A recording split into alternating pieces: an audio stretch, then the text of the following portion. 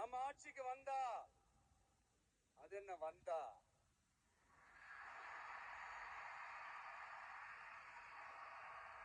வருவோம். மக்கள் கண்டிப்பா நம்மள வர வைப்பாங்க. மக்களுக்கான ஆட்சியை மக்களே விரும்பி வர வைக்கத்தானே செய்வாங்க. அப்படி மக்களால் அமைக்கப்பட போற நம்ம ஆட்சியில நம்ம என்ன செய்ய போறோம்ன்றது அதுக்கான அந்த தேர்தல் அறிக்கையில அது அதுக்கான விளக்கத்தை டெஃபினட்டா கொடுப்போம். பட் அதுக்கு முன்னாடி ஒரு சின்னதா லைட்டா நான் கொஞ்சம் அதை சொல்லணும்னு ஆசைப்படுறேன். எல்லாருக்கும் நிரந்தரமான வீடு இருக்கணும்.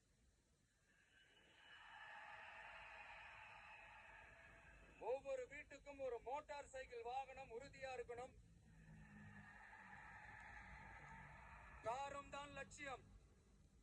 அதுக்கான வசதி வாய்ப்பை உருவாக்குற அளவுக்கு பொருளாதார வளர்ச்சிக்கு வழியை உண்டாக்கணும். ஒவ்வொரு வீட்டில் இருக்கிற ஒவ்வொருத்தரும் மினிமம் டிகிரி படிச்சிருக்கணும்.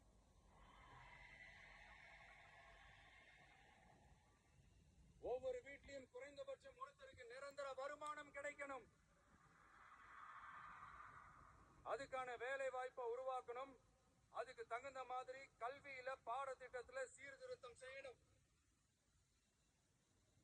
கவர்மெண்ட் ஹாஸ்பிட்டல்ஸுக்கு மக்கள் எல்லாரும் பயம் இல்லாம நம்பி போற மாதிரி மாத்தணும். பருவமழை காலத்துல ஏற்படுற வெள்ளத்தால ஊரும் சரி மக்களும் சரி விவசாயமும் சரி பாதிக்கப்படாம இருக்கணும். அதுக்கு 4000 கோடி திட்டம்னு ஒரு உருட்டாங்களே, அந்த மாதிரி எல்லாம் எதுவும் இல்லாம உண்மையான ஒரு பாதுகாப்பு திட்டத்தை உருவாக்கணும். மீனவர்களோட, தொழிலாளர்களோட, நெசவாளர்களோட, அரசு ஊழியர்கள் மற்றும் ஆசிரியர்களோட கருத்து கேட்டு அவங்களுக்கான பாதுகாப்பு மற்றும் வளர்ச்சி திட்டங்களை உருவாக்கணும். உருவாக்குறது மட்டும் இல்ல, அதை செயல்படுத்தணும். முக்கியமா இண்டஸ்ட்ரியல் டெவலப்மெண்ட்ஸ்ல கான்சென்ட்ரேட் பண்ணணும். எல்லாத்தையும் விட ரொம்ப ரொம்ப முக்கியம், சட்டம் ஒழுங்க ரொம்ப ஸ்ட்ரிக்டா வச்சிருக்கணும். நம்மளுடைய அம்மா, அக்கா, தங்கச்சிகள், அவங்களுடைய பிள்ளைகள், குழந்தைகள் எல்லாருக்கும் பாதுகாப்பை, அதுவும் உண்மையான ஸ்ட்ராங்கான பவர்ஃபுல்லான பாதுகாப்பை உண்டாக்கணும். அண்ணா யூனிவர்சிட்டியில நடந்த அந்த பெண்ணுக்கு நடந்த அந்த பிரச்சனை மாதிரியோ,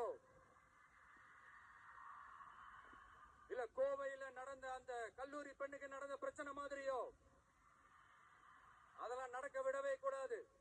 நம்ம வீட்டு பெண்கள் ஸ்ட்ராங்கா, பயமே இல்லாம தைரியமா இருக்கணும்.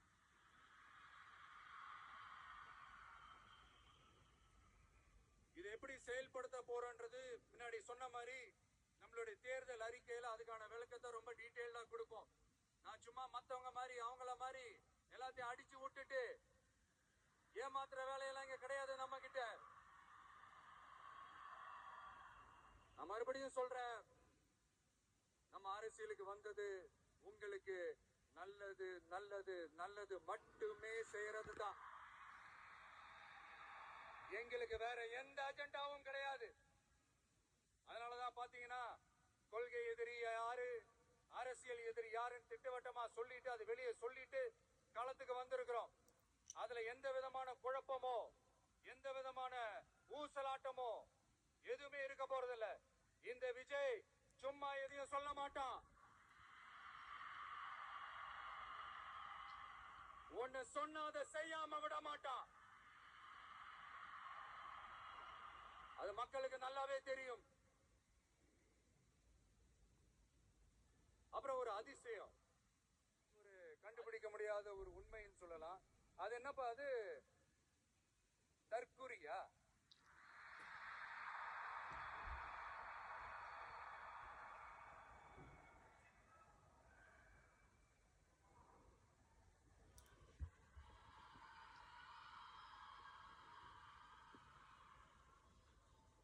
நம்ம டிவிகேக்கு சப்போர்ட் பண்ற கோடிக்கணக்கான லட்சக்கணக்கான மக்கள், நம்மளுடைய நண்பிகள், நம்மளுடைய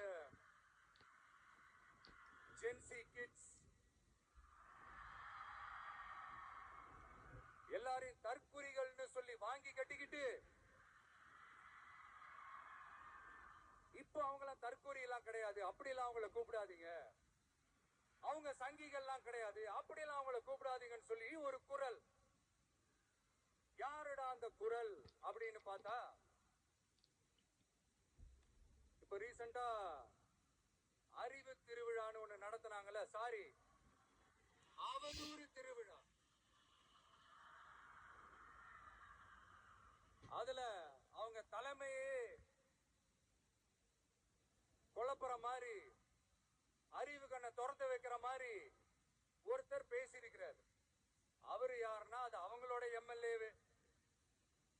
அந்த எம்எல்ஏ யாருன்னா நம்மளுடைய கொள்கை தலைவர்கள்ல ஒருத்தரான மக்கள் சேவகர் அஞ்சலை அம்மாளோட சொந்தக்காரர். என்னடா இது இப்படி ஆகி போச்சு, டிவிகேக்கு சப்போர்ட் பண்ற மாதிரி நம்ம கட்சியில இருந்தே ஒரு குரல் வருதுன்னு சொல்லி தலைமையில ஃபுல்லா கன்ஃபியூஷன். அந்த கன்ஃபியூஷன் இதோட நிக்காது. அந்த ஆதரவு குரல் ஒரு வீடு விடாம, ஒரு இடம் விடாம, எல்லா இடத்துலயும் எல்லா வீட்லயும் இன்னும் பலமா எதிரொலிக்குதான் இல்லையான்னு பாருங்க. சும்மா பிளாஸ்ட் தான்.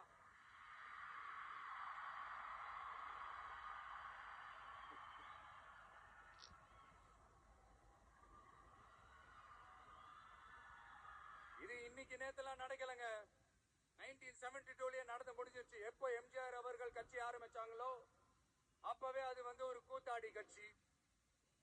எப்போ எம்ஜிஆர் அவர்களுக்கு பின்னாடி அத்தனை மக்கள் திரண்டு நின்னாங்களோ அப்பவே அது ஒரு கூத்தாடி கும்பல். நடிகர் கட்சின்னு சொன்ன ஒருத்தர் அதுக்கப்புறம் எம்ஜிஆர் கூடயே போய் சேர்ந்துட்டாரு. இன்னொருத்தர் இவரெல்லாம் ஒரு ரவுண்டு தாங்க வருவாரு, ரெண்டாவது ரவுண்ட்லாம் காணாம போயிடுவாருன்னு சொல்ல இன்னொருத்தர் அதுக்கப்புறம் போய் எம்ஜிஆர் கிட்டே போய் சேர்ந்துட்டாரு. இந்த மாதிரி இவங்க ரெண்டு பேர் மட்டும் இல்ல, ஒட்டுமொத்த தமிழ்நாட்டு மக்களும் எம்ஜிஆர் அவர்கள் கூட தானே போய் சேர்ந்தாங்க.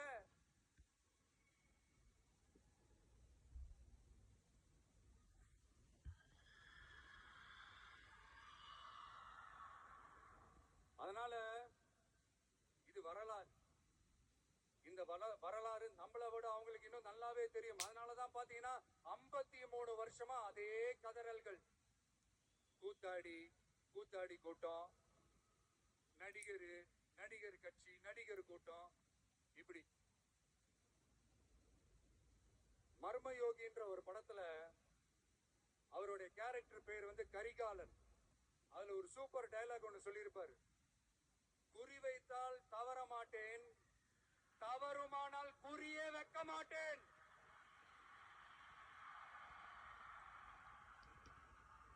இதெல்லாம் யாருக்கு சொல்றோம், எதுக்கு சொல்றோம்னு புரிய வேண்டியவங்களுக்கு புரிஞ்சா நல்லா இருக்கும். ஏன்டா இந்த விஜய தொட்டோம்,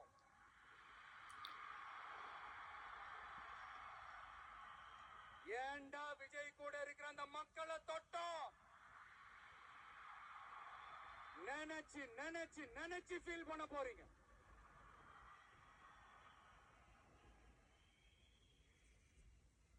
அப்புறம் நமக்கு இந்த அரசியல் புரிதல்லாம் இல்ல, அது இல்ல, இது இல்ல. அப்புறம் நான் கேக்குறேன், மக்கள் எல்லாரும் உங்களுக்கு தற்குறிகளா?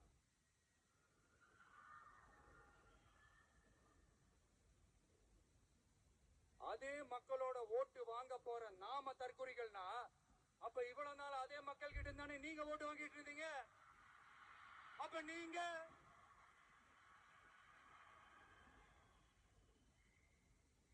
அந்த மக்களுக்கு நீங்க காட்டுற மரியாதையும் நன்றியும் இதுதானா?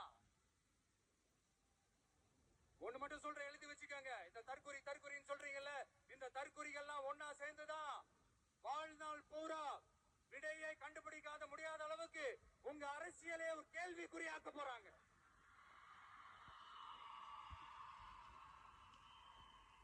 இவங்கெல்லாம் யாரும் இங்க தற்குறிகள்லாம் கிடையாது.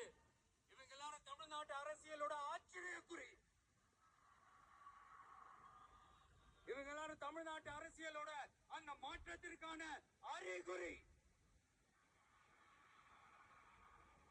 சும்மா லாஜிக்கே இல்லாம தற்குறி.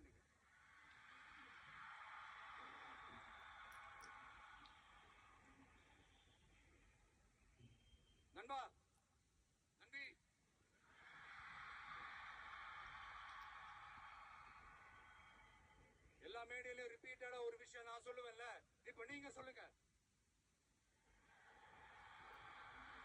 1 இன்னொன்னு ரிப்பீட். 1 இன்னொன்னு. இந்த போட்டி எப்படி இருக்க போகுதுன்னா, மக்களோட மக்களா நிக்கிற நமக்காக மக்களே டிசைட் பண்ணி போறாங்க. My dear sir, my dear uncle,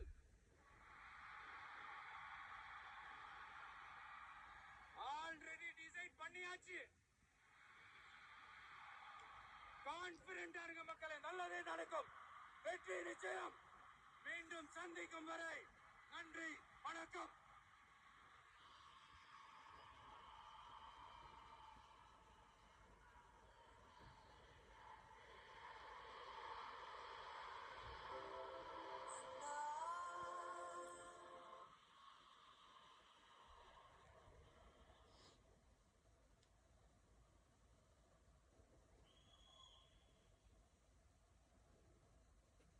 வெளியில போக பர்மிஷன் கிடைச்ச உடனே கூடிய சீக்கிரம் வெளியில வருவோம். அதனாலதான் இப்படி ஒரு ஏற்பாடு. எல்லாரும் இருந்து சாப்பிட்டு போகணும்.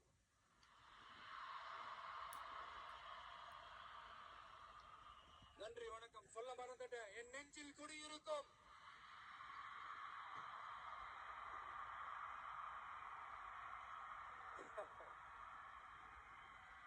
Sorry, slip my mind. Thank you.